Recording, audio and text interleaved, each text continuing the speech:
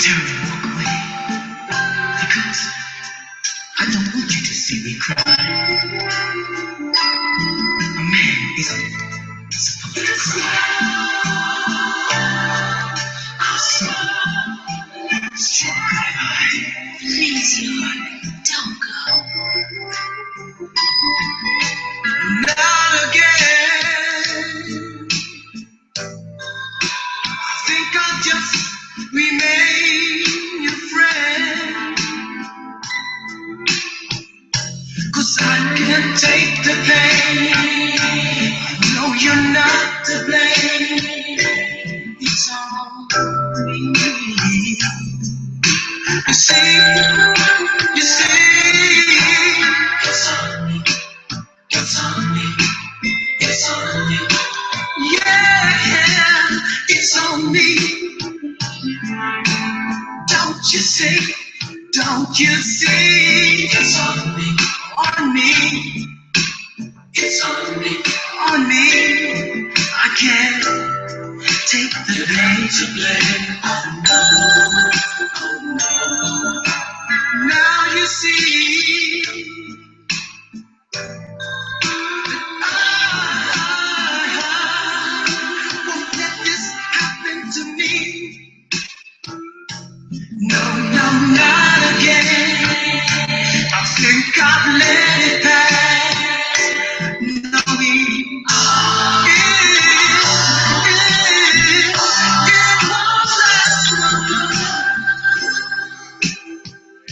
because I can't take it.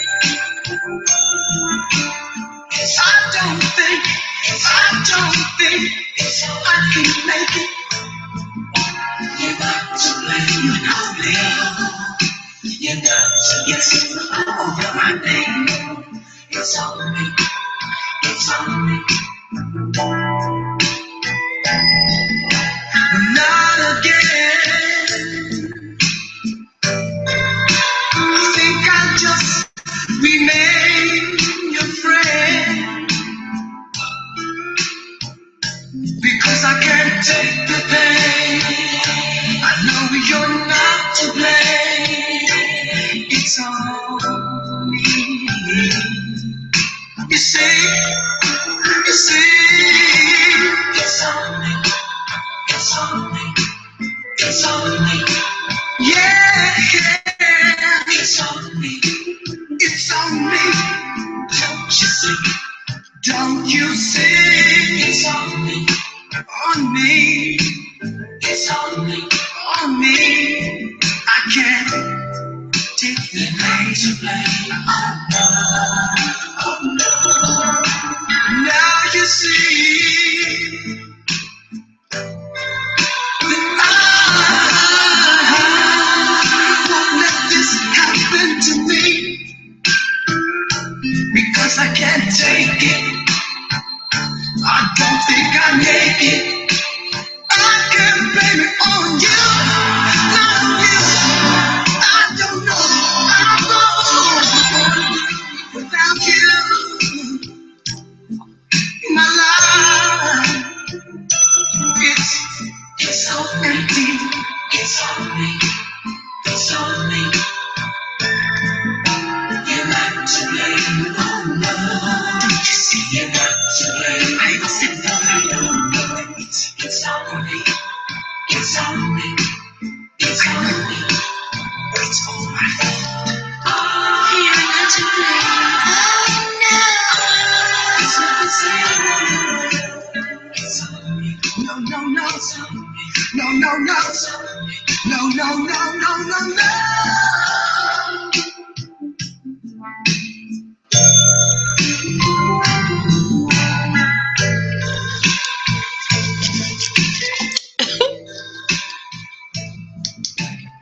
That's right, you guessed it.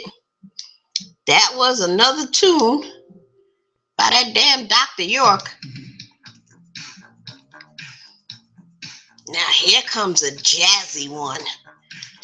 Let's listen to this tune for a little bit.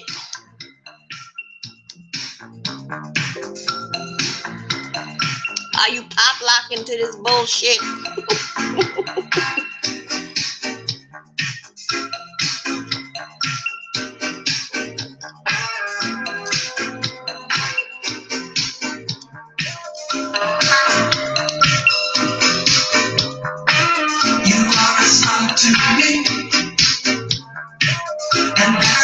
should be. You are the world to me, and that's how it should be. And when you put on your show, I'll be there in the front row, cheering you on with a standing ovation, standing room only. Yeah, all right, okay. We'll continue another day. Okay, so we're gonna get back to the young lady. Still don't know her name, but she got a hell of a story. And we last left off in part 2. She was about to tell the story about when she was paralyzed and was in the hospital, and all because of low potassium. They thought she had some disease. You know what? She could tell it better than I can. Like to hear it? Here it go. One of the chairs with wheels and put me on the chair and wheeled me to the office. So, like, nobody sent me to the hospital. Nobody said what was wrong, any of those things. I didn't really think of anything. I was just like, I don't have to go to the hospital. So there would be times where I would just like, it would happen for either a couple of hours or a couple of days or one time a couple of weeks, and then I would get back the feeling in my leg. There was even a time where, because I did a lot of stuff online, I was laying out the books, I was drawing the pictures, I was doing the t-shirts when he was mad at Urad, and he was just like, I want you to do it, I'm taking him out. I was painting all these little sarcophagus and things like that, when he was building up his little Egypt of the West thing. And, I'm like, oh, you're the artist? You can't tell him, no, you don't know how to do it. You got to figure it out. So he started doing, he started when he would travel, he would buy these fiberglass, like sarcophagus and things like that. And then I had to make it black looking. So put putty on the nose and paint it and do all these things, and just make it beautiful. And one of the times that I could not walk, it wasn't even send her to the doctor. He had them, because one of the studio that he had, and it was like an enclosed space, it wasn't even a large space.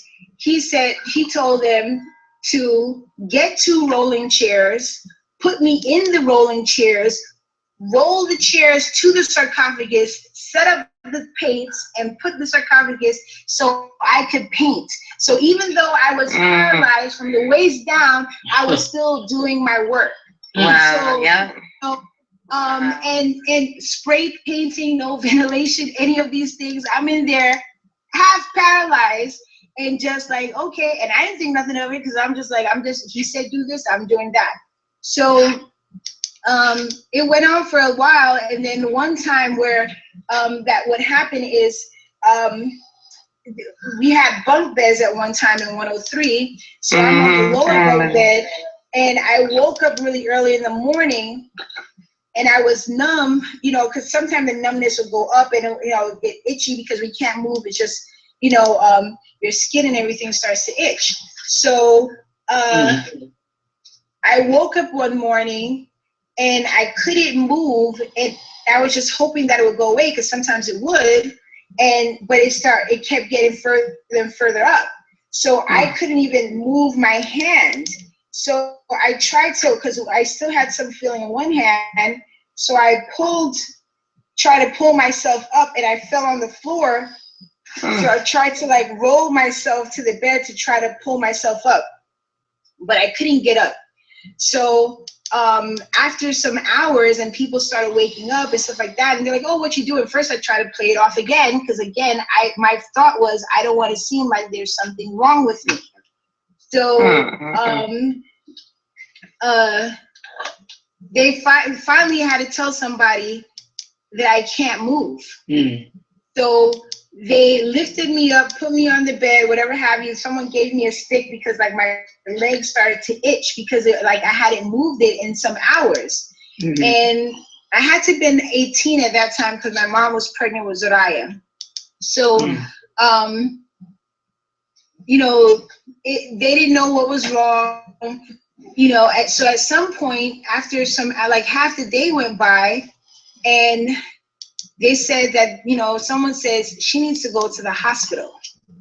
So at that point, you know, me, and I'm thinking like, what was I thinking? Because I started to cry to my mom. I was like, I don't want to go to the hospital, because I thought he was going to kick me out and send me to Atlanta if I went to the hospital. Because there was already an incident where I passed out, you know, because I was like working like a mad horse, and I was bleeding for over a month, and I literally blanked out, you know. And the doctor, you know, one of the nurse, she wasn't a real doctor, but she was someone that was interested in medical things. So in the lab, she was the nurse. People went to her, and she was kind of new, and she was like, you got to go to the hospital. And I was just like, I'm not in the circle that goes to the hospital. Even in the outer circle of people who go, I'm like on the inside of the circle. We don't go to the hospital, you know? And so she had to tell me, there was an incident where she had to tell me, you have to go to the hospital. It's not normal for you to bleed for over a month and you blanked out, like you faded out and passed out on your whatever you were painting. So I had to call him, because it was, you know, some sisters, when they had to go to the hospital, they tell the office. But because of the caste system and me being in the inner circle, I don't go to tell the office and ask the office for permission. I have to ask him directly. So I called him, and I wasn't even owning it. I was like, well, this sister says I have to go to the hospital because I'm bleeding. And he was just like, well, you could go if you want to, like a threat, you know? And I was like, I don't want to go to the hospital. Do that. So, you know, like, oh, you could go if you want to. And I already knew what that meant. So now when I'm like numb, and I started, like, it felt like there was pressure here. And so it was starting to affect my breathing. Like I was like having to force myself to breathe. So my mom was like, you have to go to the hospital. And I just broke down crying, because I was like, I don't want to go to the hospital. He's going to kick me out. You know, there was no old people there. There were no sickly people there. There were no fat people there. You know, any of those categories, he would ship them somewhere else, you know? Because he wanted a certain amount of people around him. He wanted, you know, he was always say like, yeah, the people here are the best of the community. They're the better looking. They're the cream of the crop, or whatever have you. And we're not fat like some of the sisters. Even the age group, like some of the older there's wives, maybe one or two old people. You put them out. Yeah. So that was my concern. And my mom, who was like 8 months pregnant with my sister, she had to throw me over her shoulder and carry me, and they put a chair in the shower, because, like, you know, I woke up that way, so I didn't bathe and everything. They're like, at this point, everybody's like, you have to go to the hospital. So I'm busy crying, trying to beg my mother not to send me there. She lifts me up, carries me down the stairs with her pregnant 8-month belly, puts me in the chair in the shower so she could bathe me so I could get ready to go to the hospital. So they take me to this clinic, and the doctor at the clinic had said that what it seemed like was happening was something they saw with like big people. So they said, well, we have to do this test where they inject the veins with this blue fluid so they can take an x-ray to see what's going on. But the problem was the symptoms that they thought I had, they were having a problem because I was so skinny. When I was like 25 and like 109 pounds on a wet day. But the problem was they were having a problem finding my vein because I was so skinny. And they said usually when they have that problem with people, because they're overweight, it's easy for them to put the fluid in that vein and do their x-ray. So they did that. They still didn't see anything. And at some point, the doctor said, I have to go to the emergency room, because I didn't know, like, the reason why I was having trouble breathing is because my heart was slowing down. So they said they called the ambulance to pick me up from the clinic and take me to intensive care. So when I got to intensive care, and, you know, they put me up to all these heart monitors and all this stuff. They so they were trying to figure out what was going on. So they're trying, they're trying to diagnose me, and they don't know, and it's just like the numbness is steadily creeping up, and I'm having harder and harder trying to breathe. Yeah. So they put these when they do the test where they like hit a nerve and your leg jumps up. Right. So they were trying to get a response. Reflex. So so when they wasn't getting any reflex from my legs and my hand, they put these electronic things on my fingers, and they were giving me low-grade electric shocks to see what's going to make me move. So they kept turning up the intensity of it. I was crying because I was feeling the pain, but I was not moving. So then they had diagnosed that they thought that I had this disease called Guillain-Barré. So they told my mom that they had to do this procedure. So I don't know if you see the scar. I have the scar right here, a keloid. So what they told my mom that they, because they like, her heart rate's dropping. She's not responding to the, they was giving me all this electric shock. I'm crying, snotty nose, everything, but I couldn't, I wasn't, my hand wasn't moving. The only thing that was moving was from here to here. I could blink, I could talk, but, I wasn't trying to talk a lot because I was having problems breathing. So they told my mom that they had to do this procedure where they had to cut a hole in my chest, put a tube from here to my heart. And what they told her that they had to do is take out all of the blood out of my body, put it into some machine that's going to separate the red and the white blood cells, clean it, and put it back in my body. And so, my mom's there. She's calling the office and telling them, they're relaying all these messages. And so at the time, there was a doctor who was an actual doctor, but he was a Nuwaubian, Dr. Thompson, dark skin guy, whatever. Yeah. Mm-hmm. So they're relaying all these messages back and forth, whatever have you. And so they're saying, oh, she has this disease called Guillain-Barré. We're going to have to do this procedure, clean her blood, all this stuff like that. So, and they have a heart monitor on me because, it was going in. So they wind up, out of desperation, calling him. At the time he was in Washington. So they told him the symptoms that I was having. And so he told them, did anyone check her potassium? So thank goodness he said something, even something. So the office called my mom and said, did anyone check the potassium? So she told the doctor, and they checked my potassium level. So at that point, that's when they, told me, because when they checked my potassium level, it was like a 1.2. So then now the doctors in the place were shocked because they said, your potassium, it goes from 1 to 5. And I guess the potassium, is what makes it controls your muscles. Mm-hmm. And your heart is a muscle. So because I was so low in potassium, my heart was slowing down. And so they need, because when you give lethal injection, they said it's actually potassium that they pour in you, and it speeds up the heart, make it bust inside, whatever have you. So now they were prepping me for surgery. I already had this tube inside of me, and right before they checked my potassium, and they said they've had people in the hospital that's died when their potassium level reached a 2. So now the doctors are like, so yours is a 1.2 and you're alive. So now the doctor's like, oh my gosh. So when they found out it was definitely potassium, and my mom, she told them, yes, it was potassium, they wind up putting this little tiny IV into this big tube to give me potassium. And I started, getting back the feeling. And so I guess they was afraid that they were going to question why my potassium level was so low. So the office told my mom to tell me, now mind you, they're prepping me for some surgery. They're telling me my heart rate, I'm hearing my heart rate going slow and all this. It was very traumatic for me. But they told my mom to make sure that I know if anybody asks me about, if I ate, to tell them that sometimes I get so busy that I forget to eat.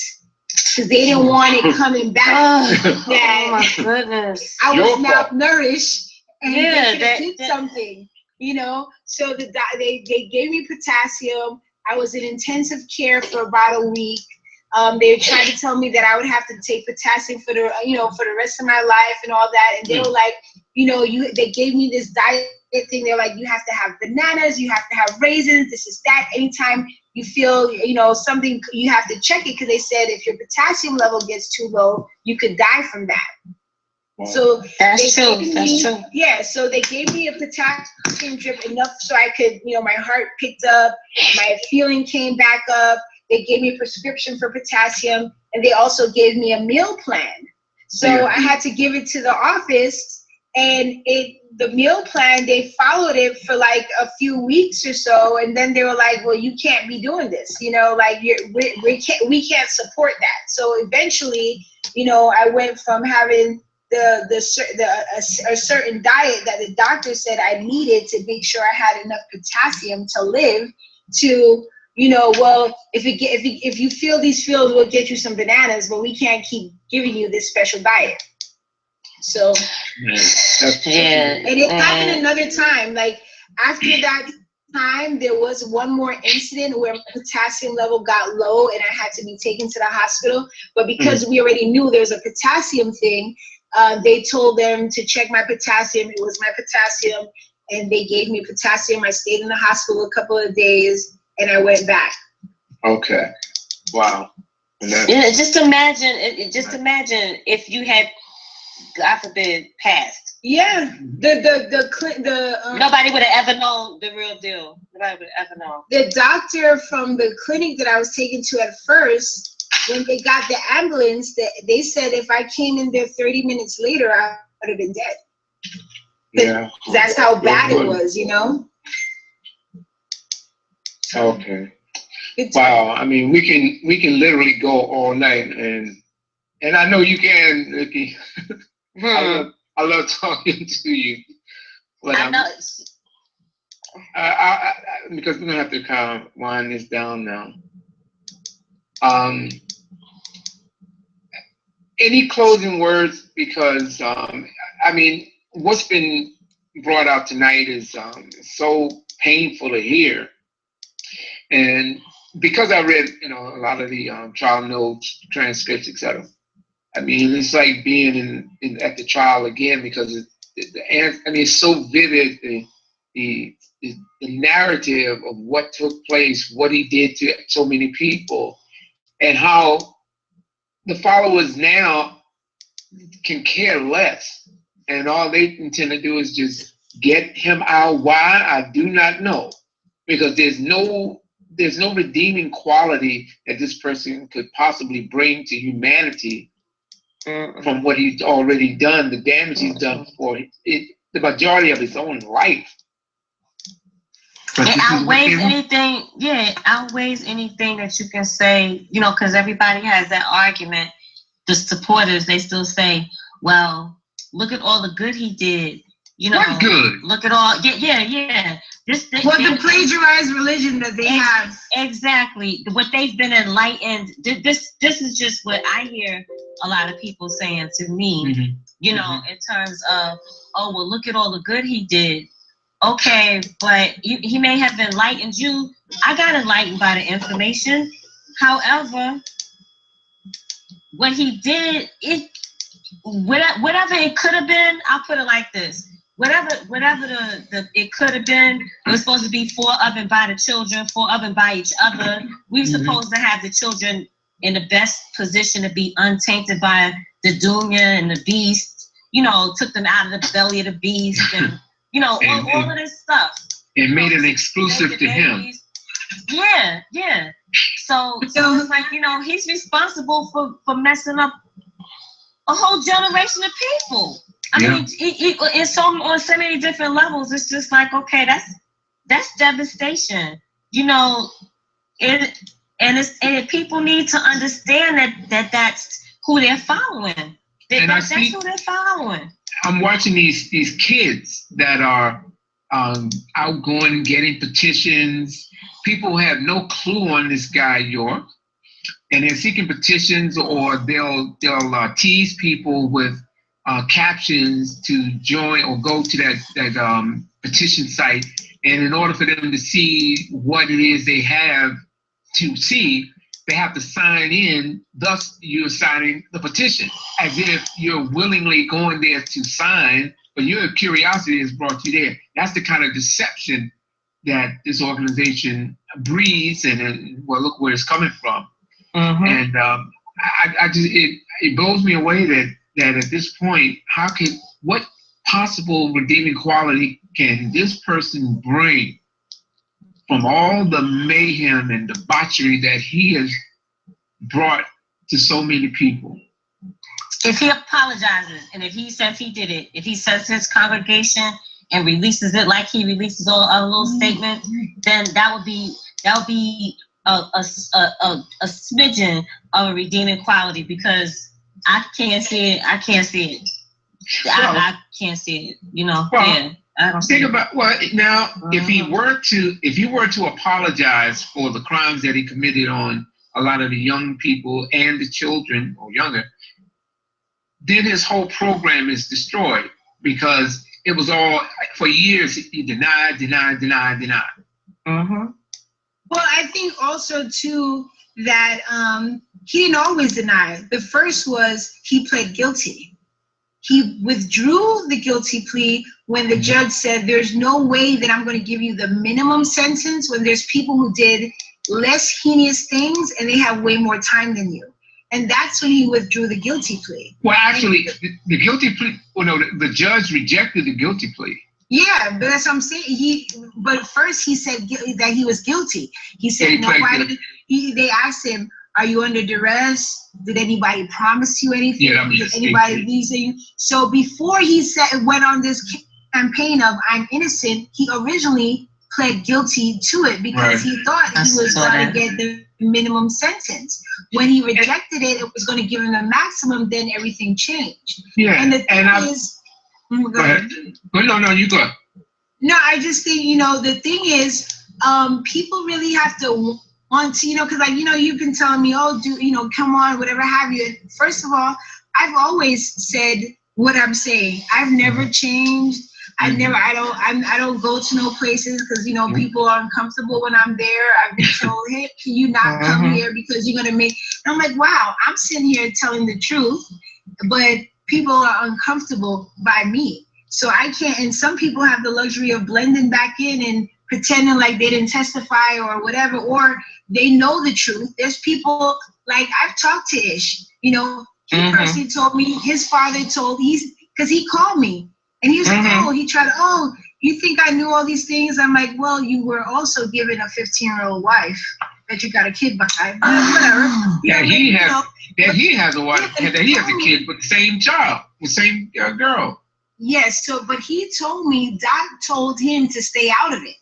When he said, hey, what can I do? He told me from his own mouth, because he called me and he was just like, because he's another one of my older brothers. He reached out to me. At first I wasn't talking to him and stuff. And so we talk about it. He wanted me to tell him all this stuff. And I'm like, I don't know if you want to hear. Yes, I want to hear. So there's many of them that they know. So to me, it's really sad for the people that pick up the books and never knew. But what's heinous and what's devious and evil is the people that know and they're protecting him. If they're saying free Malachi, if they're saying he's innocent, first of all, they're saying we're liars. And second of all, like he actually did do these things and more things. There are some things it's just like, you don't want to talk about that? Okay, let's not talk about it. Because it goes deeper than what we're talking about, So the thing of the matter is like, at the end of the day, people are sitting there like, oh, the master teacher and all this stuff like that, but he didn't care. He didn't, it was a money thing for him, all the books and all that stuff. I mean, even down to the Nuwaubian language, he heard us, we had we were taught classical Arabic, and like kids do, they come up with their own little slang and jargon that he couldn't understand, and he was like asking us to teach him, our version of Arabic. And that's what inspired him to start creating another language in Nuwapic and Nubic, and it started into this. And then he was like, "Oh, bring this word in. That sounds fancy." Like, if people actually understood how the books were put together, if people actually understood how he really talked about people in the congregation, and I mean, he knew those things are going on. I mean, he would publicly talk about, "Yeah, I know I'm starving you guys, but look, y'all not fat like these people."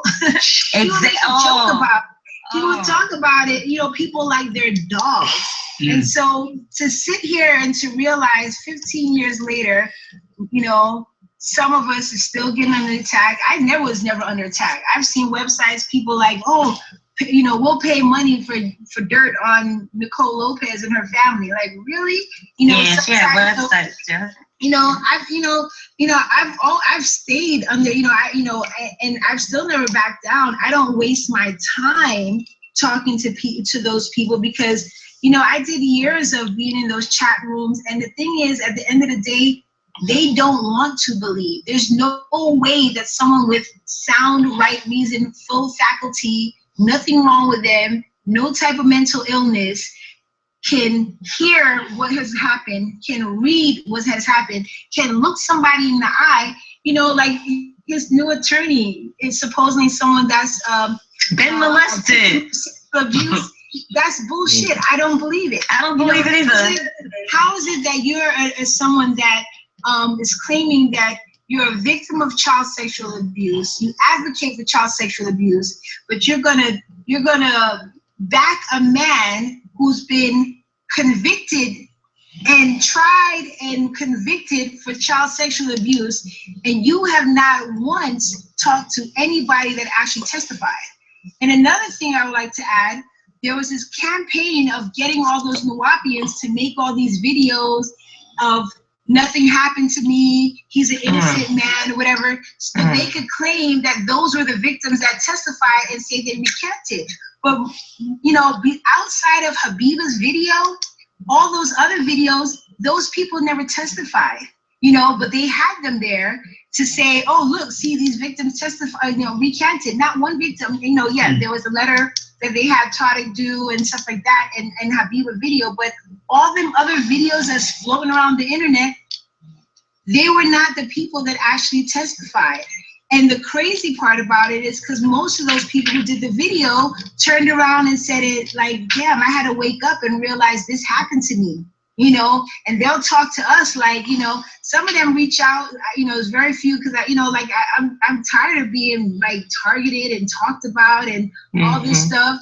The minute I say something, then people want to, judge me. "Oh, look at this picture. She said she's abused." Do you even know about sexual abuse? You didn't even study, even, and then too, if I'm an adult in a picture, so what, But they want to find anything. When that guy was telling, basically try to imply to Tariq, so if he molested 1,000 kids, should he be under the jail? Thank you. One child, under the jail. He did those things.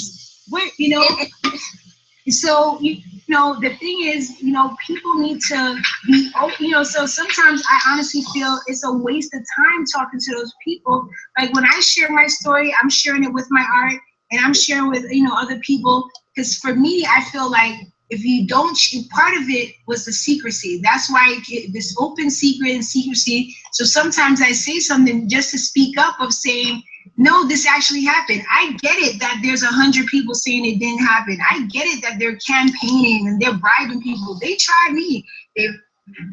I've had calls, I've had threats, I've had intimidation, I've had people, "What, do you want anything?" What do you mean I want? I've been paid, really? It's all this propaganda, and then they're projecting the same thing that they're doing. "Oh, this, Tariq is a distraction." No, this phony ass bullshit petition isn't a distraction. Now he's from Ghana. Wait, I thought he was from Risk. Is he from Risk? Is he from Teaneck, New Jersey? Is he from Sudan? Now he's from Ghana. You know, they took a picture and Photoshop the Ghana flag. The Liberia, the Liberian flag, That picture had a U.S. flag. And so you mean to tell me a religious teacher, a spiritual teacher, don't feel any way to take a picture with an American flag and have somebody Photoshop a Liberian flag, and now all of a sudden you're Liberian? Like, how do you sleep at night? How do people who know this? And the thing is, a lot of those people, they know it, you know. And there's some people. Another thing people throw out there: oh, he's our father. Hitler had family.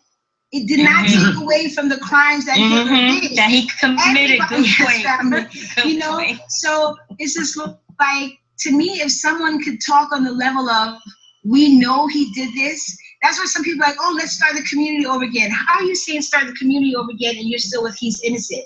Now, if you were saying, let's try to address these things, we love being a community, we love living. Let's do it the right way. Let's do it the right way. Sharing a bed, you know, and not that I'm interested, but if you were to say, let's figure out how to make sure there's something in place that this type of atrocity doesn't happen again to children and stuff.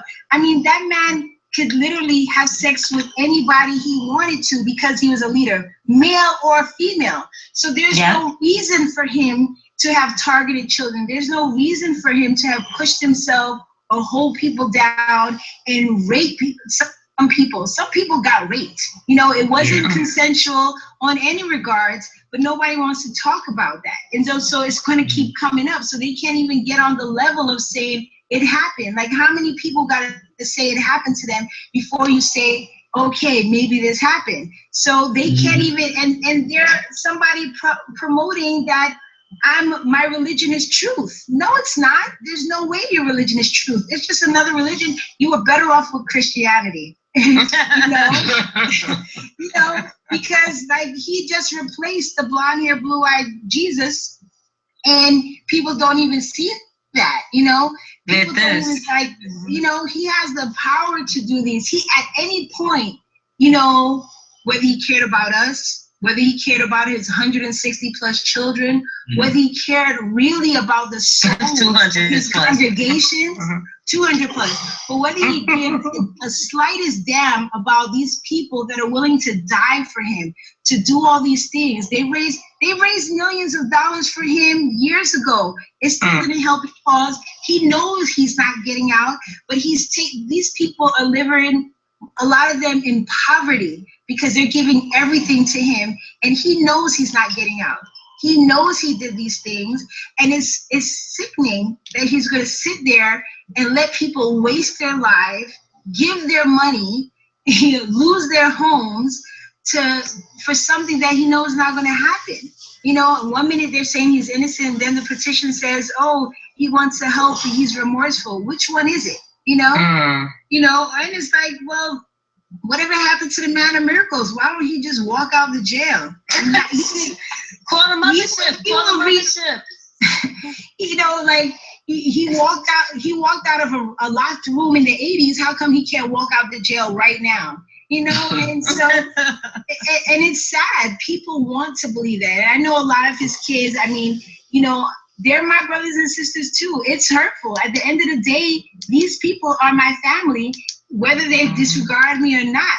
But I'm not willing to sit there and lie, you know, just because of this. So if I'm the oddball, I'm the one that's going to be talked about, I don't care.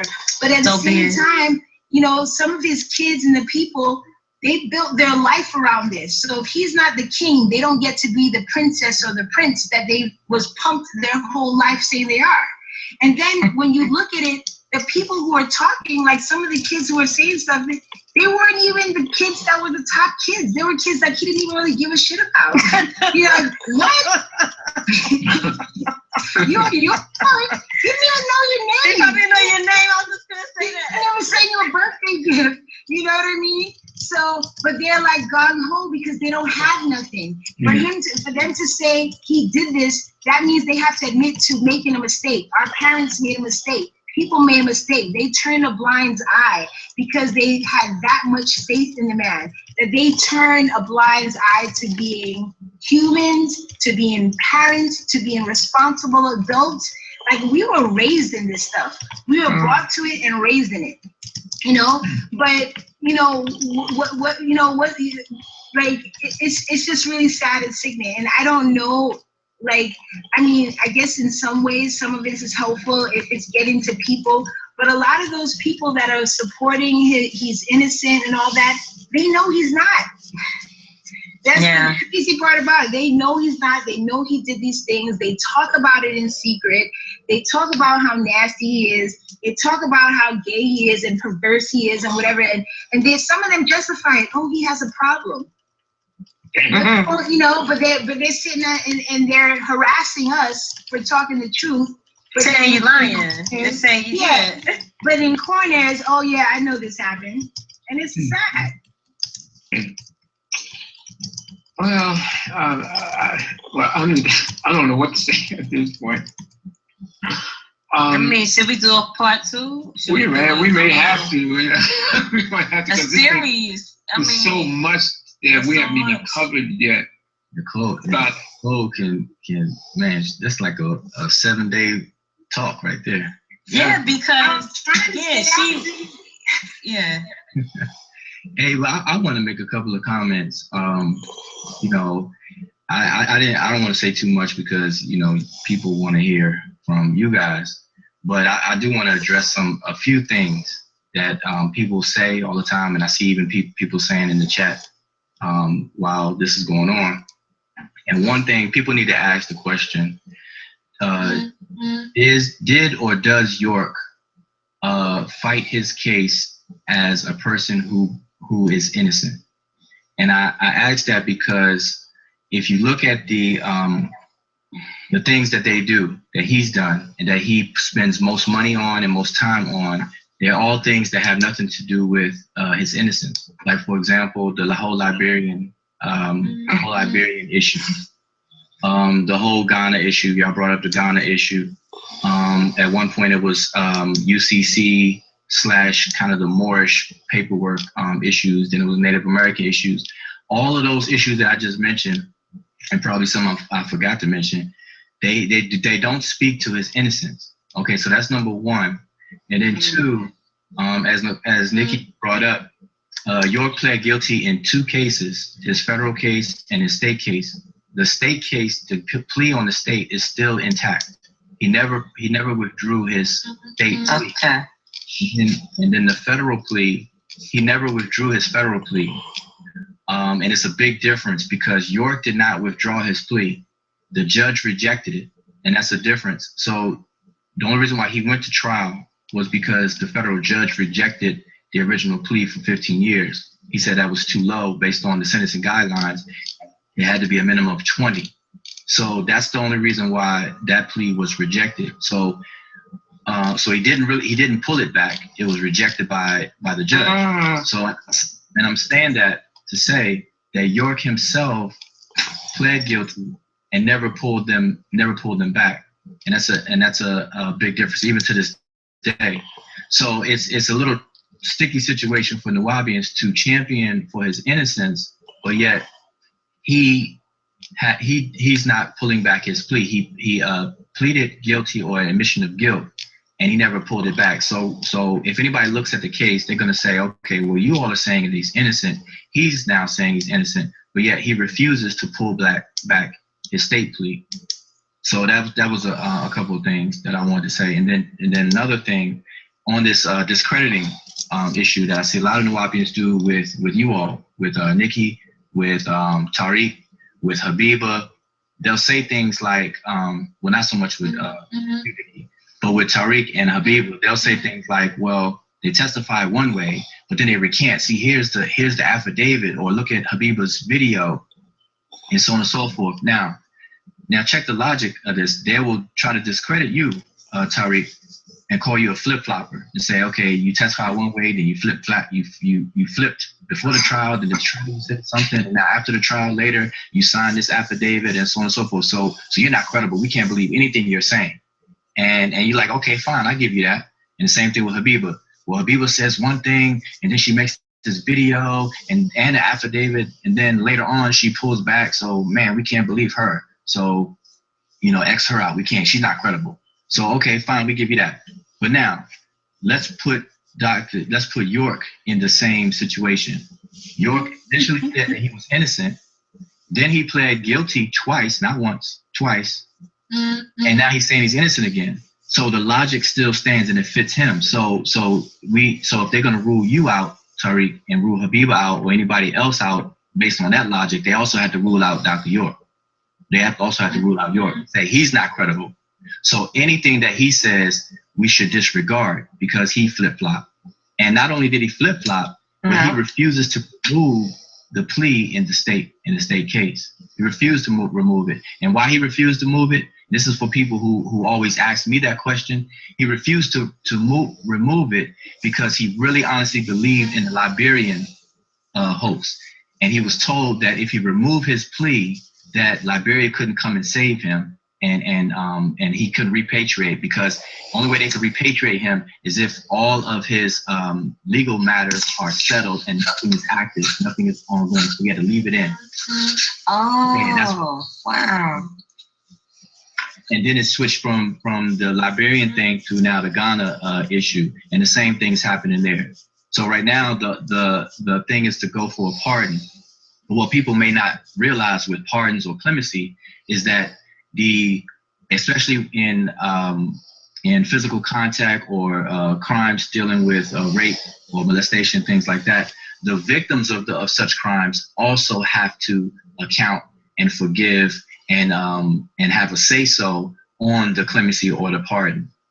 And if you look up the clemency rule that they're going after, one of the first prerequisites or requirements is that it can't be a violent crime.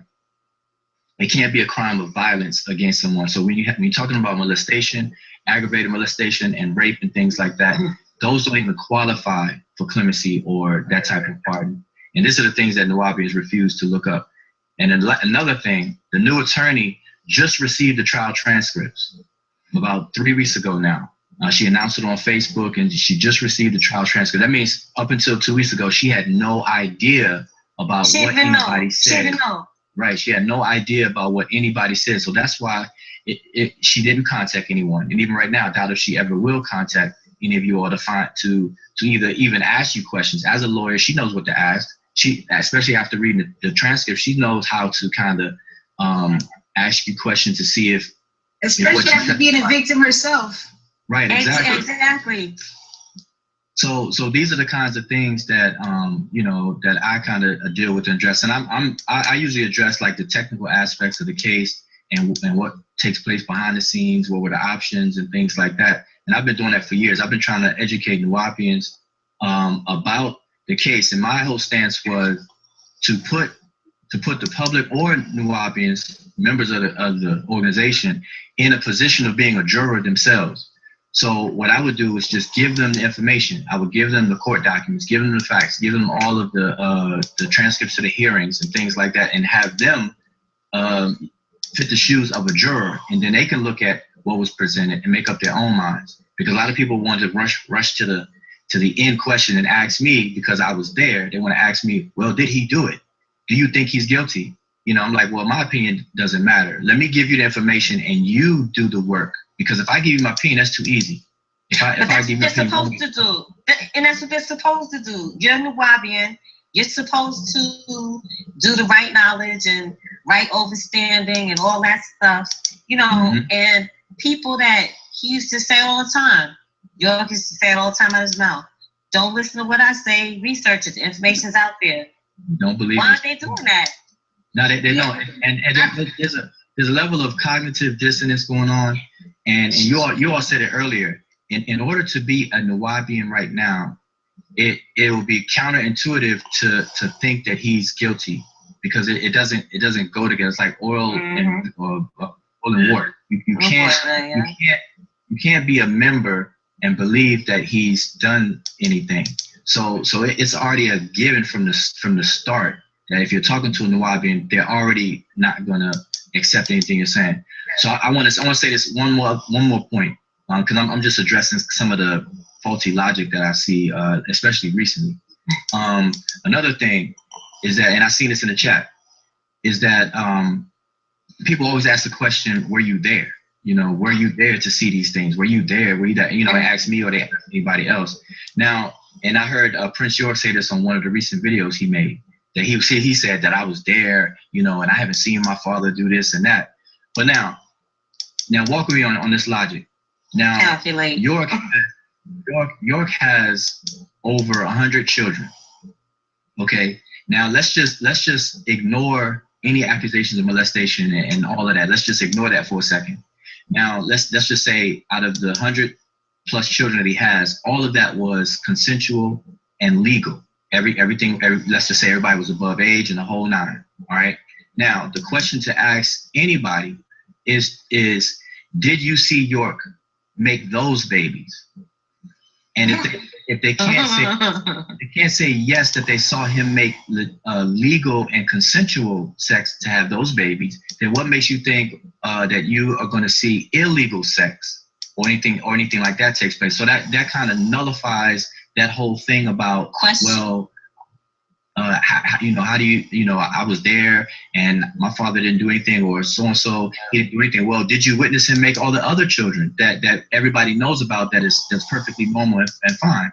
And if that answer is no, then we can't count on your testimony of anything then, because you didn't even see the consensual sex. Yeah, the argument is exactly. The argument is based on some bogus speculation, and it's like, okay, you don't even, and then when you looking at now, see, I didn't even know there's some of my ex co-wives who had children after I left that I never met, didn't know about. I didn't even know Fatima had a son. You know what I'm saying? She didn't have a son, she just had a daughter, when I left. So it's like, how would he even know what was going on, because he wasn't even conceived when half of this stuff was happening. So he doesn't even have a frame of reference really on what's going on. It's just that's his father, and that's that's the obvious position he's put in. And I wanted to add to that is that, one, as far as I know, the actual transcripts were supposed to be legally sealed, so it's interesting that they have a copy. And two, even though every few years it goes up in these waves, we got something they were going to use, not that I'm fearful of any of it, but when I saw the petition, I'm like, wow, that's kind of curious that you have a supposed survivor of child sexual abuse get mad. So I sent an email to the prosecutor, and they were like, there's no way that a convicted sex offender is going to get a pardon from the president of the United States. They're like, it's never going to happen. Great. So they're not even worried about it, because they're like, he's a convicted sex offender. There's certain things that's just not going to happen. So unfortunately, it's just another one of those money schemes. I don't know where it's going to. What's the purpose? Well, that speaks to what I was saying. Even if people just even look up the rules for clemency, you'll see that there's certain requirements that you have to fit. You have to, and one of the things that bar you from even being considered for clemency and things are violent crimes. The crimes that they forgive or they commute, because the commuter sentence is to just, let's say somebody gets sentenced for 75 years and they're of old age already, then their sentence may get commuted, and they'll say, okay, well, you have time served, and they'll get released. But it's not a forgiveness thing. It's just that your sentence was commuted or whatever. But anyway, for all of these things, there's certain requirements. And one of the requirements is that it could be a non-violent crime. So that's another reason why they're legally not worried about that, because molestation, and that's another thing. Nuwaubians will say that he's not in prison for molestation, because he's in prison for RICO, RICO conspiracy and this and that. And that really just comes from a ignorance of the law and how, and the Mann Act and the RICO Act and how York was charged and things like that.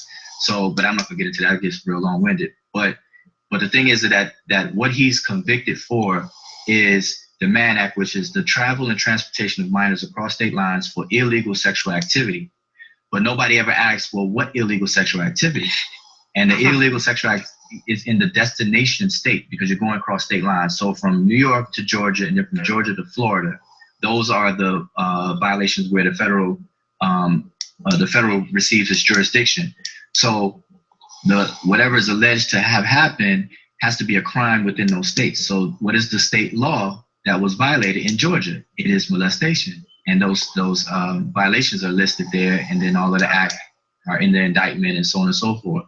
So this is what they don't understand. So they always say that, okay, well, he's not really in for molestation. Okay, fine.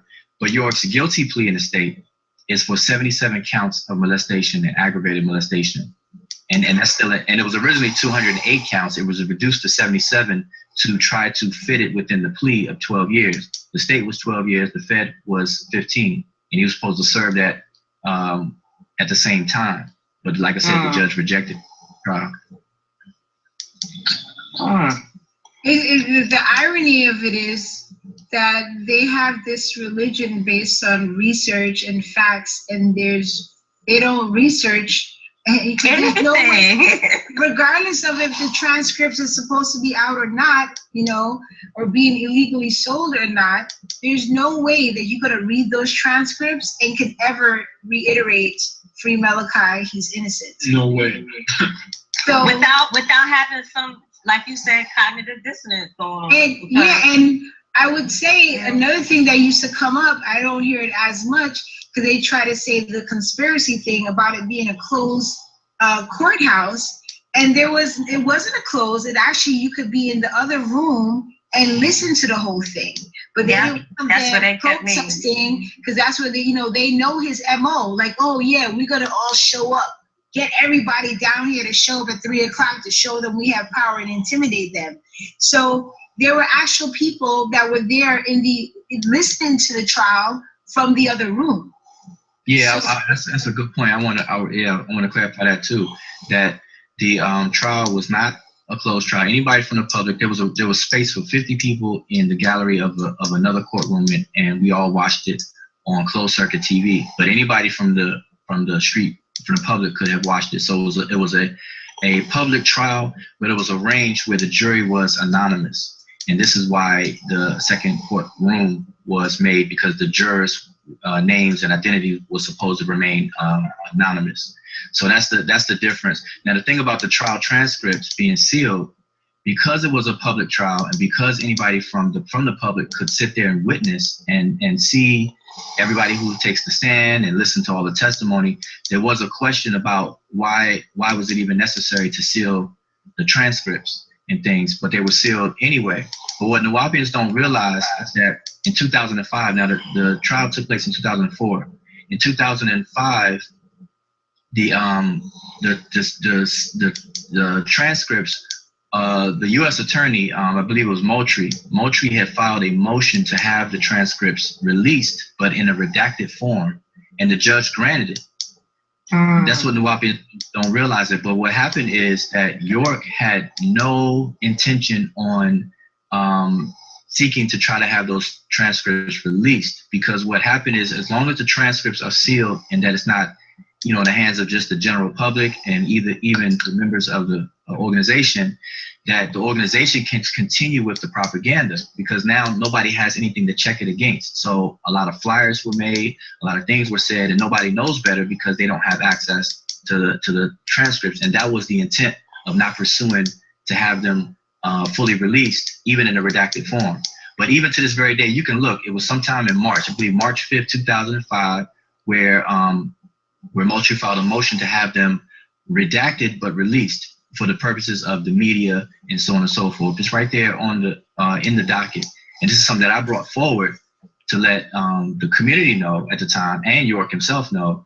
And the feedback directly from him was that no, we don't want them, we don't really want them out. But at the same time, they were saying, well, the judge kidnapped the trial transcripts, why do you have it sealed and this, that, and the other? But behind the door, it was like, no, don't let those things out. We want to tell our side of the story and things. So what York did, instead of testifying at trial on his own behalf at trial, he basically gave a story outside of the court scenario through phone calls and through letters, which doesn't count for anything. So all the things that people are hearing are not within the legal testimony. They're not sworn statements or anything like that. So anything could be said.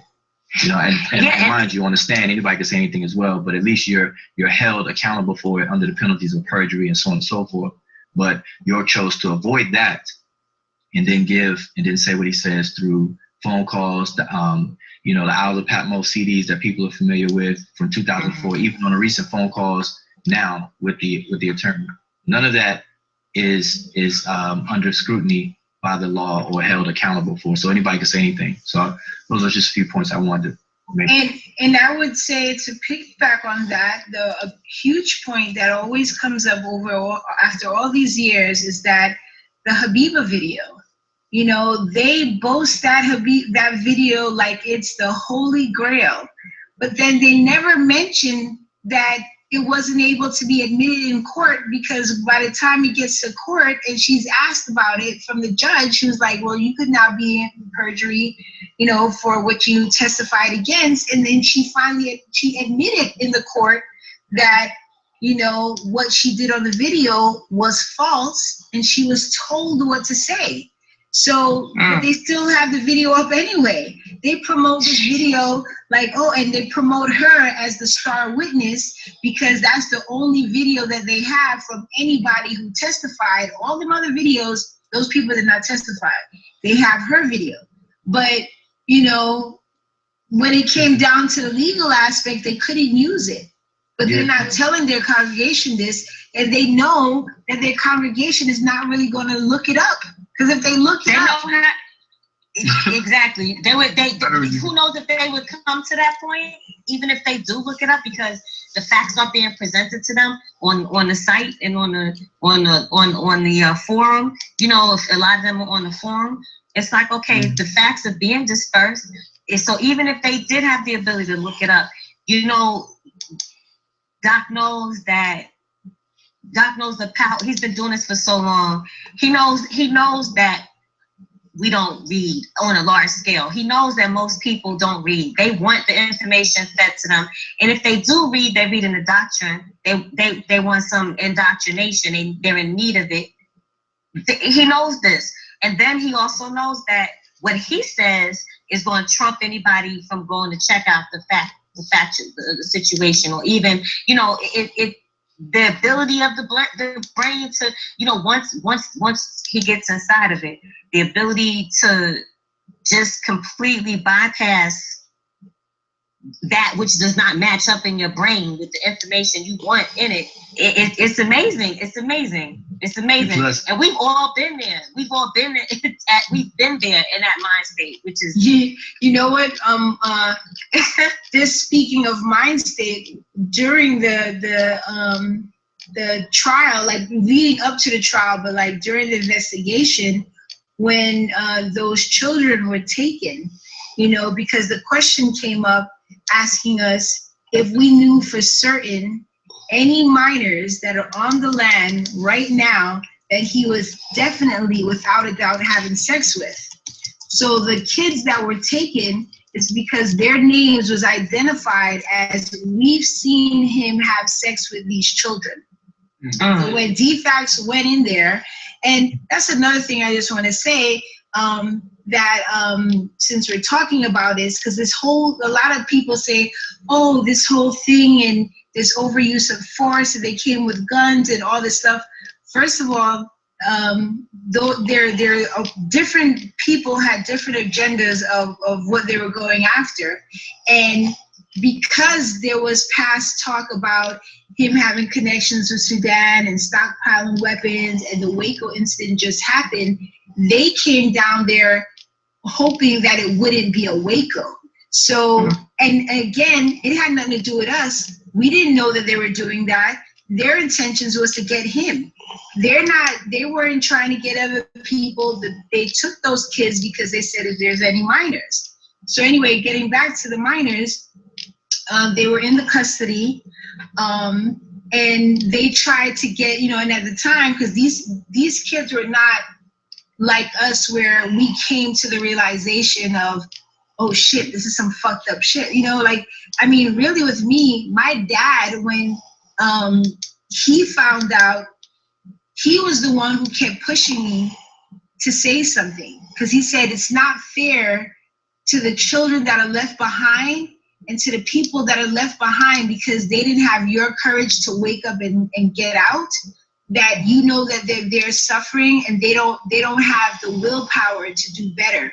So it was my dad who was pushing me when he found out, because at one point he was just like, maybe I'm supposed to save these kids. I'm going to go on the land. And I'm like, no, you won't even touch it. Make it. Yeah. So, but the thing is, when they had those kids in custody and they tried to get them to talk, of course, they did like they were trained to do. Nothing happened. He never touched us. You know, they examined one of them and they're saying, well, this is what a young girl your age inside should look like if she's not having sex. And this is what, you know, one has had sex, you know, and so one of the kids, they were like, when they try to give them medical evidence that we know you have been penetrated based on your examination. And then some of the kids was like, oh, yeah. Well, yeah, I did. I had sex with one of the boys like 2 weeks ago. And they're like, well, you were here for a month.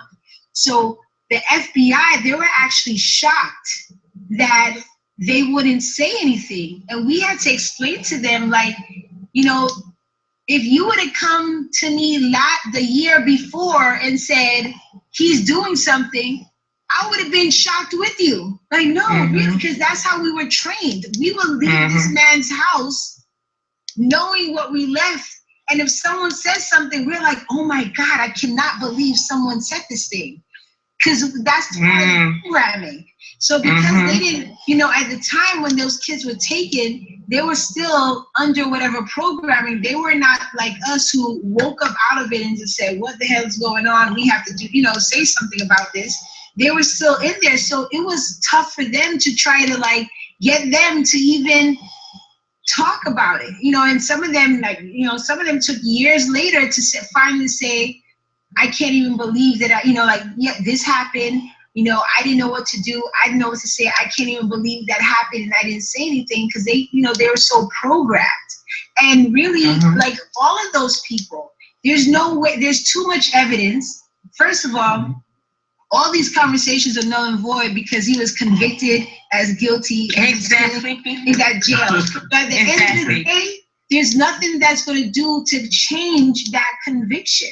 Based on what the crime is, based on the evidence, based on so many other factors. So when they're raising all these millions of dollars, they're really wasting people's time, wasting people's life, holding people back from finally opening their eyes to the truth, getting some help and healing and moving on with their life. They're keeping them in that perpetual bubble of BS, you know? So like, you know, they all of those people need help. And it's just, sometimes it's really sad because they don't really want help. They want to believe the lie. Yeah. So it's just, sometimes it's like, okay, why even have a conversation with them? Because it's too much evidence. Like if you have a child, how are you as a parent hearing he had sex with all these kids and your immediate reaction is like, oh my God, we have to protect these kids. I get it. There's, you know, in the world, there's some messed up people. Yes, there are some people who have said things that weren't true, not with the case, but, you know, like in general in life, I'm sure there's cases of someone said something and we come to find out it wasn't true. However, if you have 30 people saying the same thing, saying the same stories, I'm telling a story about something he told me, and Chuck is like, Donnie told me the same story. Have I talked to Donnie? She's on my Facebook. I haven't physically seen her in 15 years. How is it that Donnie is telling Chuck the same story that I said Doc told me, and we're not even talking? I haven't seen her. I don't know her phone number. You know what I mean? But yet somehow there's a conspiracy. Yeah, but somehow it's somehow everybody that's speaking up is somehow magically you know, conspiring against the master teacher. Like somehow that's what they're getting from it. That's how we're telling the same things and the same information is coming out, because we're you know, under some whatever. And it's again that attempt to reinforce the lie that they have to hold on to, because admitting that, we've already gone through that phase where everything that we believed in and everything we thought was right was shattered. We've already had to deal with that, you know, and some of us haven't made it through that. Some people are not in their right mind to this day because because it was shattered and they didn't know what to replace it with. It was too much to handle. There's people that we all know that are not in their right mind because of that very reason. But these people, they can't take the idea of possibly losing their mind. Like, what would they hold on to? What would they have? What's the alternative? You know what I'm saying? They don't have that. So they have to cling to that. See, in my experience, a lot of people that have the most to say, especially now in the later years, in the recent years, they're either brand new, they've never even met York, and things like that. So they have no idea. And then the maturity level of where they are in their life hasn't gone to the point where they can, you know, think critically and discern these different things. Like, I'm looking at the chat right now and somebody is spewing out, you know, what about the DNA evidence? And there's no DNA, you know, and they'll throw things out like that, not knowing that DNA has nothing in this situation. DNA has nothing. You mean DNA? How you gonna carry it around your life? You're supposed to carry the DNA around your whole life? You got molested when you were 5, and where's it supposed to be? Where's it supposed to be found? Right. Did the DNA from him impregnating a 15-year-old? Because you can't think what about that DNA? Because there was an actual physical child that was conceived at 15. She might have delivered at 16. And that was, I don't know if you remember the thing, because I was actually cross-examined about that, because they were trying to hold on to this thing of, well, when she gave birth, she was 16. Did we not forget nature? You had a child for 9 months? She was 15 when she was conceived. What DNA? The girl was 15. She was pregnant. She wasn't the only, you know what I mean? What DNA do you need? There was a child produced. 14. Well, but now this is the things. But the DNA they're talking about is trying to connect York with any of the people involved in the case, and that shows just plain out ignorance. The fact that DNA, you know, bodily fluids and DNA, they don't last over 72 hours. Basically, if somebody's a victim of rape, usually what they do, they have what's called a rape kit. And they always try to get you under examination within a 72-hour window, so they could take, you know, semen, sperm samples, saliva, whatever the case is, even under your fingernails if you fought back or whatever. All of these things provide DNA evidence within a 72-hour window. But in this particular case, we were dealing with stuff that was from a window of time from 1988 up until 2002.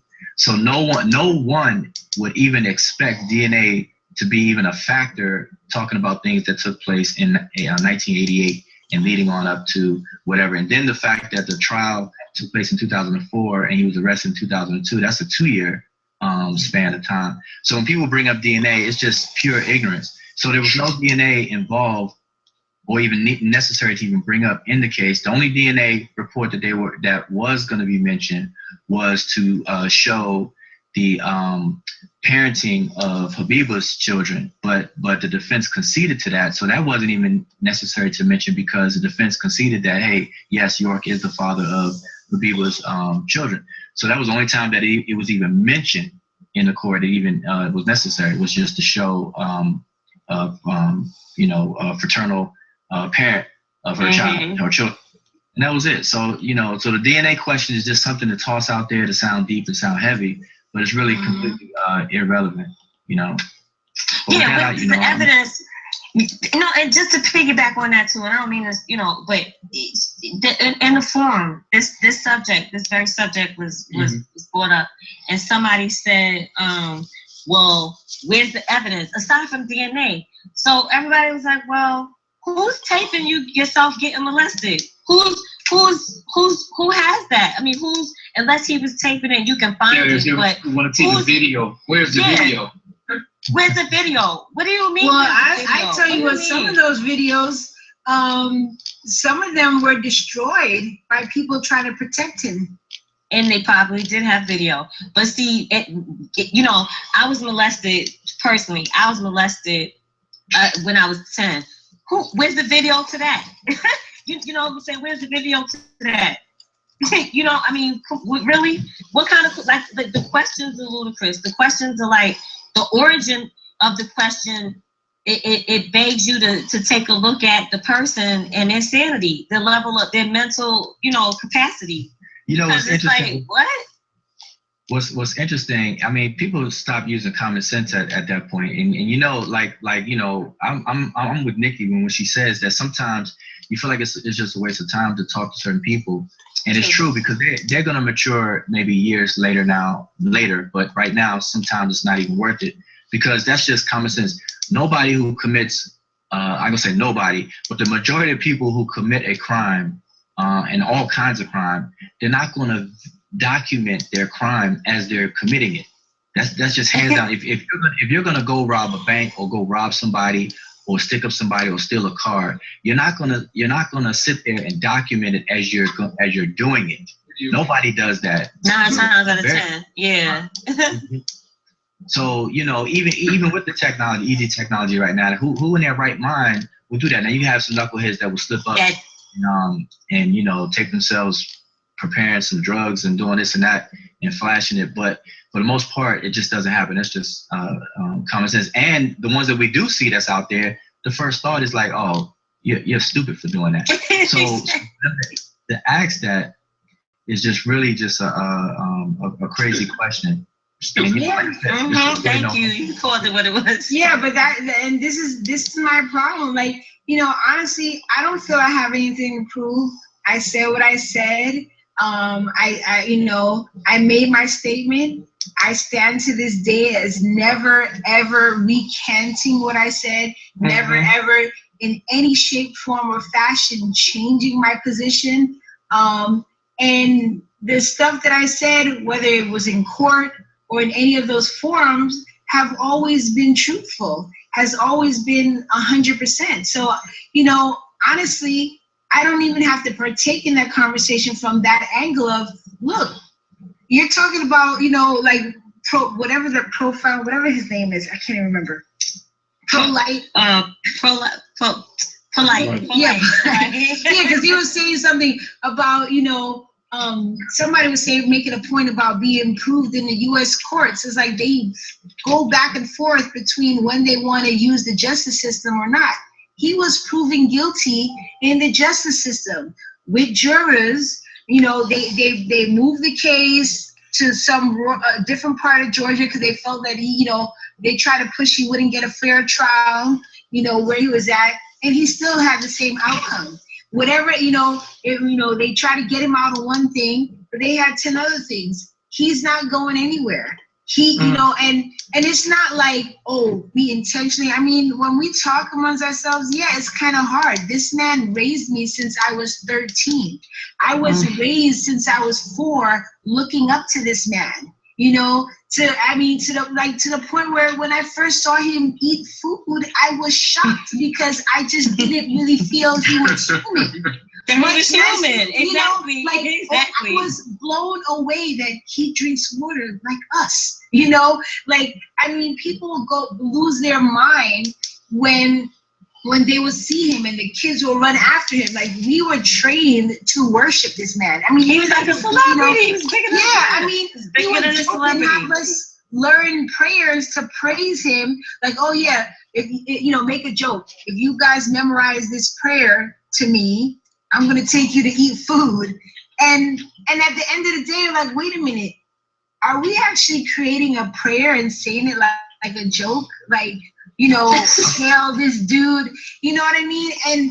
And there was so much, I don't know. And there was, and the thing is, a lot of people focus on the sexual abuse. There's so much other things going on that was wrong in that community. Well, they can't even get past this. You know what I mean? Yeah.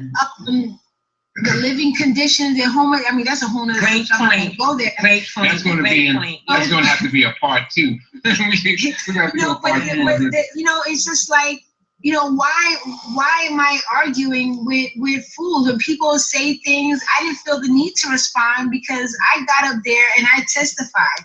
I got up there and I was cross-examined by his attorney, you know, who tried to trap me up, and he wasn't your, you know, attorney that you paying all these thousands, millions of dollars to was not able to trap me up when I'm testifying and I said what I said, and it was still stuck. You know, it's not going anywhere. You can't delete it. You know what I mean? So when people saying all these things, I don't have to say anything. I said what I said. I never backed down. I never said anything, no matter what they came to me. Bribes, threats, whatever, try to, you know, have different parts of my family turn against me, question me, whatever. I still stay, so I don't owe anybody. To me, I want to share my story with people that is going to help. You know, people who actually want to say there's a problem in the world with people molesting children and doing violence to children in general, or how prevalent it is. Like, you know, one of the artists that I know, I'm in an art community, and one of the artists that I know, she told me about, her being sexually molested as a child. I mean, it's something that's rampant, and people turn a blind eye to, but especially when you add in the factor of religion. So to me, I use what I've gone through to help others, but also and bring awareness, but also to people that are of sound mind, or just don't know. You know what I mean? Yeah. These people, they know, they don't want to look up the truth, because there's no way they could look at those transcripts and come up with I'm going to protect you. There's no way that attorney, and just from a moral standpoint, I'm so disgusted by his lawyers. Like, are you that into money? You cannot give me, I don't care if I'm homeless, you cannot give me any amount of money in the world to represent you. And I'm sitting there, even Al Sharpton came up there like, wow, back in the day when he came up there, and like, how are you going to represent somebody? Don't you at least want to talk to some of the people before you get up there and make a public statement and make a fool out of yourself? Doesn't something inside of you say, yeah, I know this is a black leader, but I got to know for myself, for my soul. Yeah, let me find out. I want to look you in the eye, Tariq. I want to look you in the eye, Nicole and Amala and Bilal. I want to look you in the eye and ask you the question for myself and see if I could swallow that, first of all, because some people, when I talk to them, they're like, oh my gosh, I can't even fathom this. I can't even tell. Some people I can't even tell everything to because they cannot handle it. Even if they think they can, so I feel like, okay, I can tell you a little piece here, I can tell you a little piece here. I've had people tell me, they're like, oh no, I could take it, let me know. I want to know, and I share it with them, and they come back and like, first of all, they're like, I thought I could take it, I can't. And they'll come back and said, I've had, it didn't happen to me. You told me what you said in your story, and I, as an adult, had nightmares for 2 weeks. Like, I cannot believe it. I was going through like some of the poems that Issa wrote, and I wrote some of the stuff, whatever have you, and people see that. I mean, it's just disgusting, and it's heartbreaking. It is. But it's just like talking to people who don't want to believe, like who's not going to go and really look up the records, who's not going to go and really talk to any of the real victims and witnesses, not the people that was coerced, who testified for him, or who was just, they don't want to know the truth, because if they did want to know the truth, they would have reached out to the people who actually said what was said, and get it from themselves. And there's no way that any of them would stand in front of any one of us who's telling the truth and still say what they say. Because I've had people, I've been on the phones, I've been on Skype calls, and they're like, wow, I had no idea, or wow, now this all makes sense, or wow, I didn't even think about this. So there's no way that someone with intellect can stand up and have a conversation. And I don't think, I've been around, you know what I mean? If someone send me some requests and they're affiliated with that stuff, I'm like, I'm not talking to ignorance. I'm not affiliating it. You're not going to try to say anything and trap me up so I don't But other people who have conversations with me and say, hey, I got questions, and I'm like, do you really want to know? I might not be the one you want to talk to. Oh, Nikki, sweetheart, we can go on all night. We got to do this again. We got to do this again and get some more folks in. Because this has been one amazing broadcast. Yes, indeed. This has definitely been one amazing broadcast. Okay, so that concludes part 3 of Cult Confessions. There is just way so much more people talking and exposing a lot of facets of that organization and what it was like to live there, besides the molestation, how people were forced to sell books and materials, and they had a quota to meet weekly, which was $150.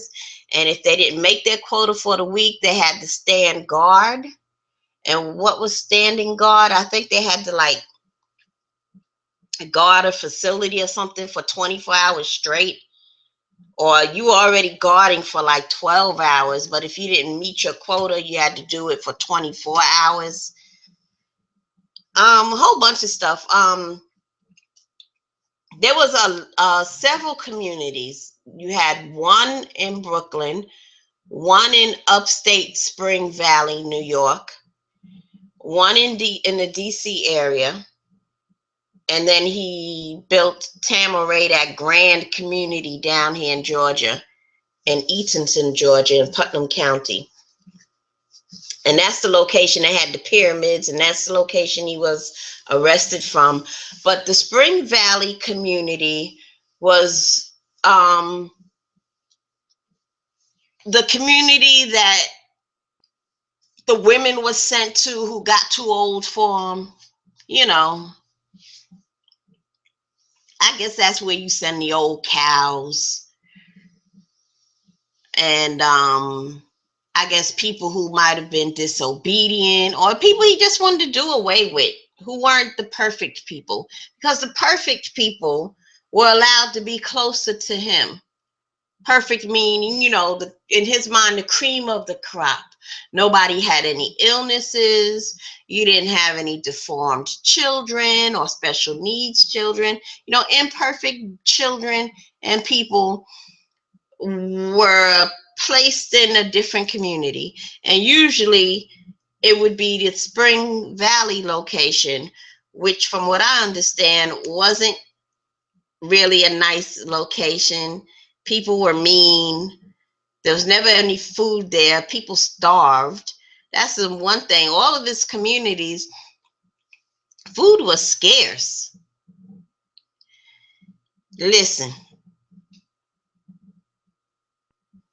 your interest might be even more piqued by what I just stated. I'll continue to research and dig, and if I come up with someone talking about the living conditions in the various communities and locations, you know, I'll let you hear it for yourself, because they can tell it better than I can. They lived it. And all I can say is just thank God I didn't have nutty parents. And just thank God that I didn't grow up in a cult like this. You know, I feel sorry for the children who were born into it, because you don't know anything better. Like this young lady, is her name Nicole, I think? I think that's what I got from it. Her name is Nicole. And she was in it from a child. And, you know, you are indoctrinated into particular beliefs. She was scared of the outside world, if you will, because they've always been taught that, you know, something about black devils. And, you know, if you're ousted from here, the devil's going to get you. You're going to go to hell and all these terrible things. They're scared of living bejesus out of them. But they're scared to do anything. And, you know, when you're born into something, you don't know another way to survive outside of the group, outside of the cult, outside of the community. And especially if they teach you that on the other side, it's frightening. Don't go off this land. Them devils gonna snatch you.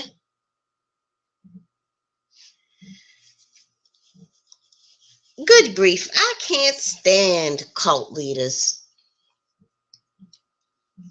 And you know, I watch certain cult leaders out here in these YouTube streets, internet cult leaders, cyber cult leaders. And when I hear them say things that, you know, if there was no women around, men would get along better. Don't you agree? And it's like he's just massaging your mind that women should be obsolete. They're nothing. They're not anything good. And if you just get rid of women, the world will be a better place, because men can build and progress more when women aren't a distraction, or women aren't in the equation. And if this internet cult leader were to create a community like Tama-Re, you know, and, you know, had his cult living on the land, it'd be a bunch of men fucking each other in the ass. Because that's what it sounds like it's leading to. If you had a female cult leader, you know, in so many words, stating that men are obsolete and they're nothing but trouble and women can progress, and if they established a Tama-Re-like community with, you know, on some land, all the females be fucking each other.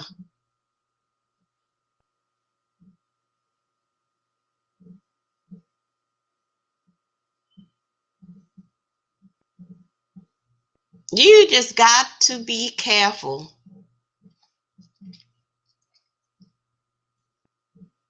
And this stuff, you know, about, you know, eradicating women.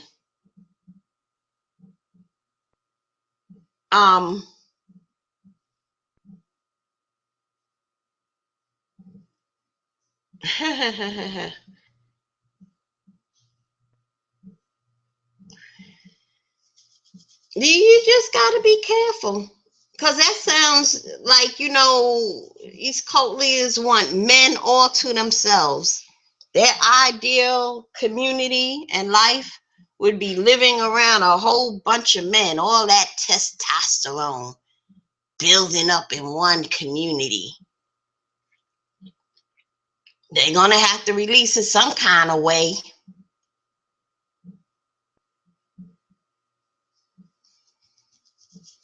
And that's where the world is leading to. I mean, you look at hip hop videos.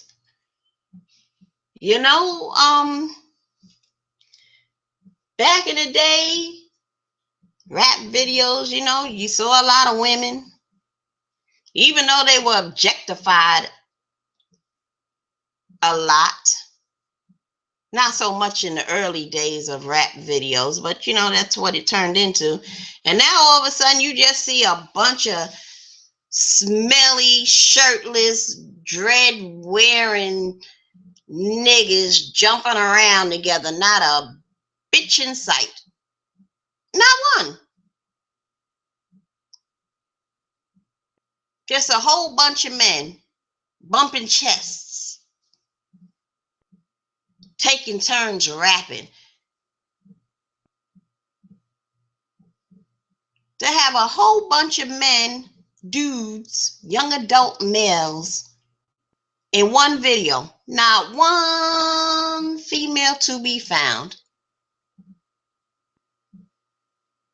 You'll find her in the lyrics. How she a bitch in the hole.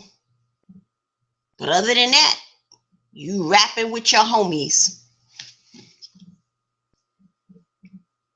Homies over hoes.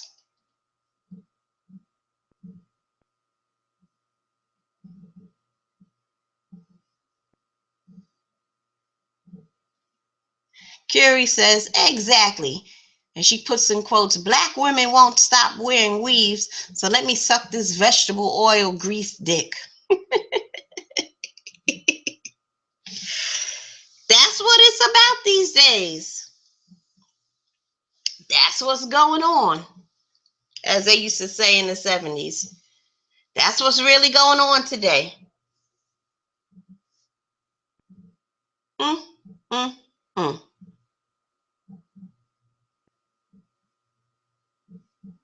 It's a shame. You got rap videos promoting, male, I want to say male bonding, but it's beyond that. You got internet cult leaders. Do away with the black woman. She's nothing but trouble. She is the problem for all these fucked up men. If you get rid of the black woman, we can love each other. You gotta be careful with a cult leader like that. Read between the lines. Because what he's saying is, you, follower, donator, how would you like me to fuck you up the ass?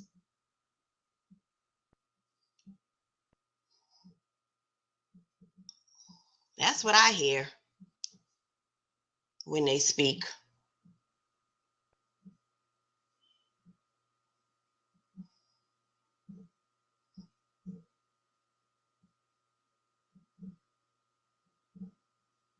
Carrie is in the chat and she's saying, the black woman made Massa beat us. The black woman made me sell cocaine. The black woman made me lift my hand to a child. Tell me why a large percentage of white women with biracial children end up single mothers. And if you listen to the cult leaders, they'll make you think as if single mothers impregnate themselves. They don't bear any responsibility on the male. It takes two. A woman cannot become pregnant by herself, and a man can't get a woman pregnant by himself. It takes two.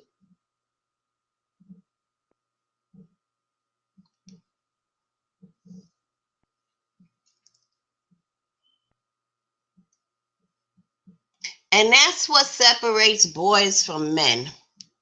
Men take responsibility for their actions and behaviors and don't stand around pointing their fucking finger at everybody else and everything else.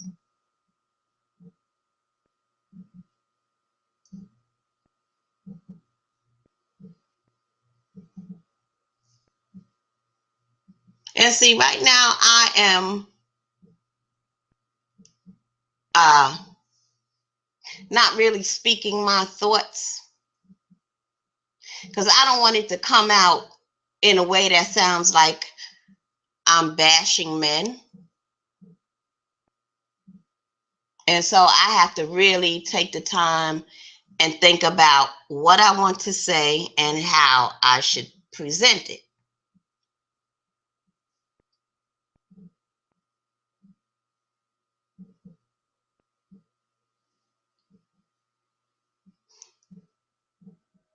But I do know one thing. Men take a long time to grow up and mature. They really do.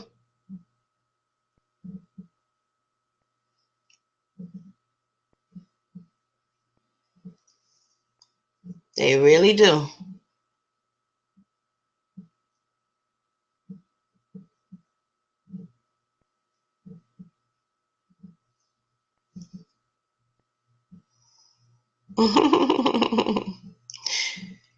No, they aren't the worst group of people on earth, Curie.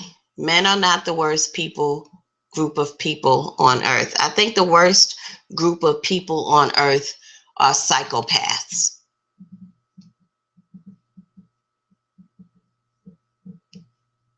Lauren Maxwell says, you are not bashing men. You're just telling the truth about men. Some guys are great, while others are just gigantic pieces of shit.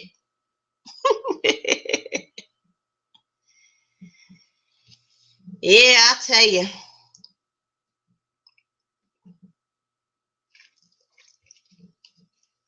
One thing I do find interesting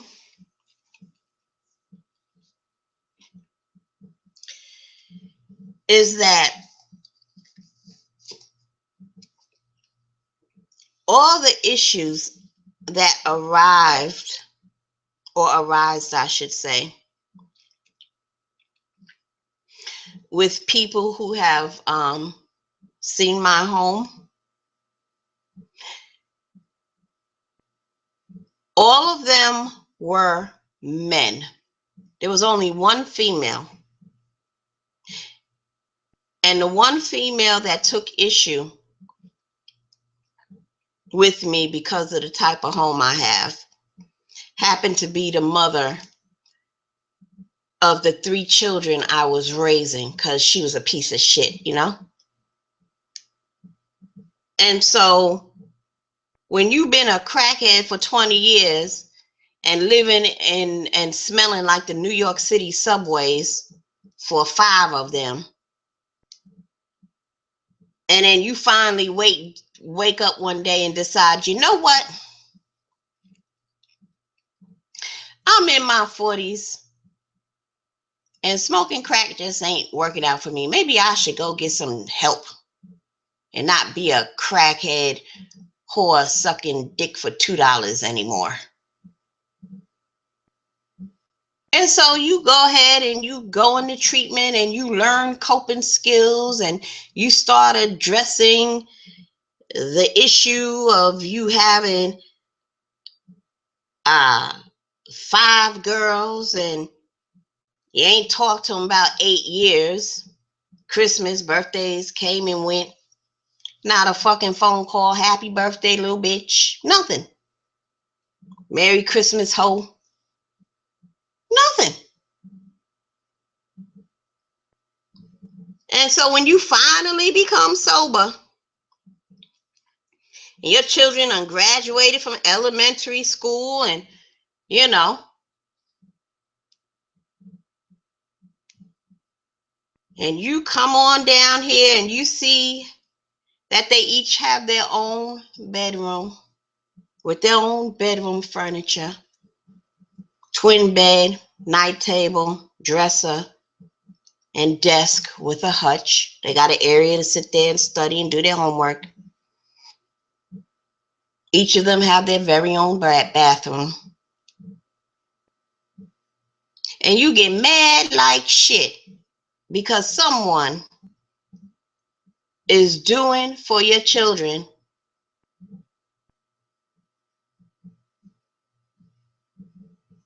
what you refuse to do. So that's the only bitch who came at me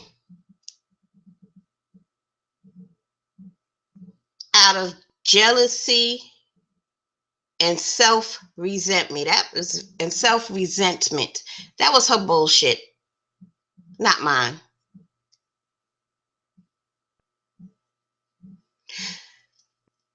But other than that, and hey, I guess I can understand if I was a piece of shit mother and saw somebody was taking care of my children and giving them the best, I'd feel like a piece of shit mother and act out like a child too.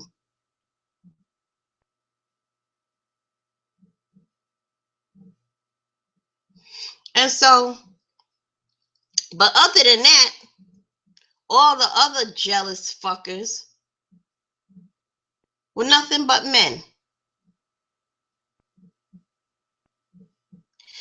I don't know what it is about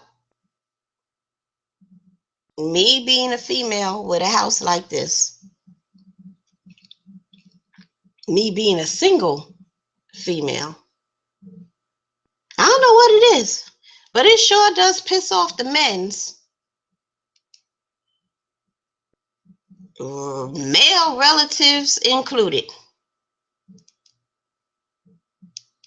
I don't know. It reminds me of a YouTuber who stated, "You think you running shit, bitch. You don't have dick in the balls. I got a dick in the balls, bitch."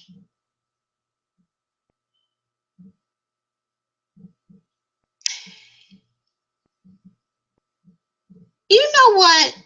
Can I tell you something? I am so happy with my vagina. Thank God for a vagina. I mean, it can be a mess at times, and trying to maintain it ain't easy. It's, but still, I wouldn't trade my vagina in for a dick in the balls. That's too much fucking trouble.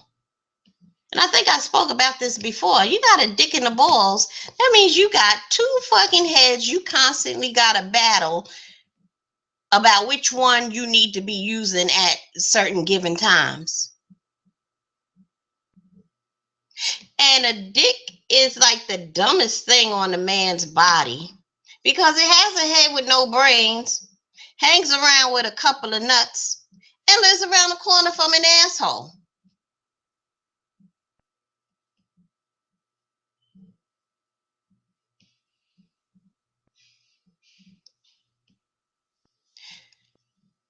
So y'all can keep your dick in the balls.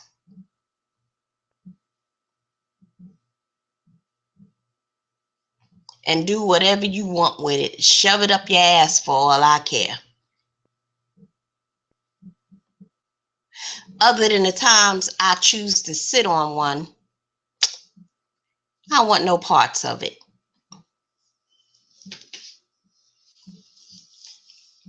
Oh, I'm talking about dick in the balls. And my viewership is going up.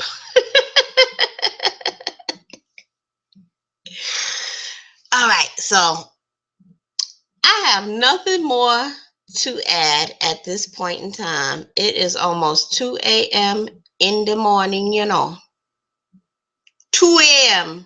2 a.m., So, I'm going to end this hangout and take myself to bed.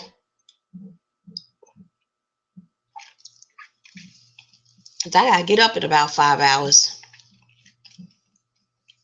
Yes, indeedy, Mr. Smeety.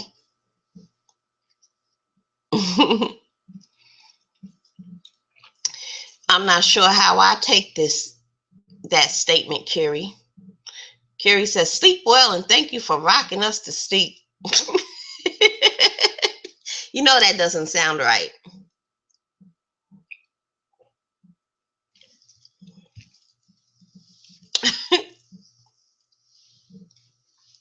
But it's all good.